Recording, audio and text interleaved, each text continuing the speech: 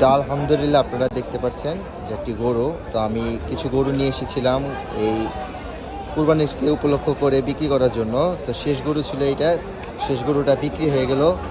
তো দেখতে পাচ্ছেন আপনারা এখানে টাকার লেনদেনের বিষয় চলছে। শেষ গরুটা বিক্রি হয়েছে 1,08,500 টাকা। 1,08,500 টাকায় এই ভাইয়েরা এই গরুটা কিনে নিয়ে গেছে।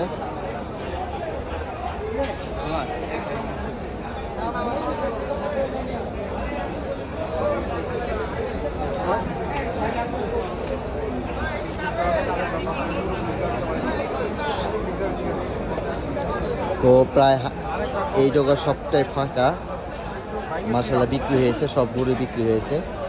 যদিও ঈদের এখনও চাঁদাতে আগামীকাল একদিন বাকি আছে, তার আগে বিক্রি হয়ে গেছে। তো আলহামদুলিল্লাহ যা হয়েছে ভালো হয়েছে।